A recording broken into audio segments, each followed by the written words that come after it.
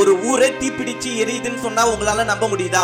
இது வரைக்குமே பல ஆயிரக்கணக்கான வீடுகள், பல கோடி மதிப்பிலான கார்கள், மேலும் அந்த ஊர்ல உள்ள மால், சூப்பர் மார்க்கெட், பேருந்து நிலையம், தியேட்டர்ன்ட்டு பாக்குற அனைத்துமே தீயால கருகி போன நிலைமையில தான் இருக்கு. ஒரு காட்டு தீ ஏற்பட்டு பார்த்திருப்போம். அந்த காட்டு தீ கொஞ்சம் கொஞ்சமா பரவி ஒரு ஊரையே அழிச்சிருக்குன்னா உங்களால நம்ப முடியுதா? ஆமாங்க, நீங்க பார்த்தது அனைத்துமே உண்மைதான். இந்த நிகழ்வு அமெரிக்கால உள்ள கலிபோர்னியா மாநகரத்துல லாஸ் ஏஞ்சல்ல தான் நடந்து இருக்கு.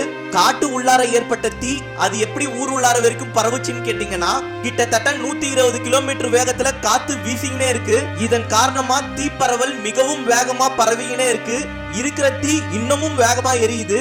இப்படி தீ உருவானதுக்கான காரணம் மனிதர்களால ஏற்படுத்தப்பட்டதா இல்ல இயற்கை சீற்றமானு குழப்பத்திலே இருக்காங்க. இன்னமும் தீ அணைப்பு வீரர்கள் அந்த தீ அணைச்ச வண்ணமே தான் இருக்காங்க. என்னதான் இருந்தாலும் கொஞ்சம் தீயா இருந்தா அணைக்கலாம். ஒரு ஊரே தீப்பிடிச்சு எரியுதுன்னும் போது எப்படிதான் அந்த தீ அணைப்பு வீரர்களால மட்டும் செயல்பட முடியும்? இது வரைக்கும் இந்த தீ விபத்துல உயிரிழந்தவங்க எத்தனை பேருன்னு சரியா தெரியல. இதே நிலைமை தொடர்ந்துச்சுன்னா லாஸ் ஏஞ்சல்ஸோட நிலைமை என்னதான் ஆகும்னு நம்மளால கணிக்கவே முடியல.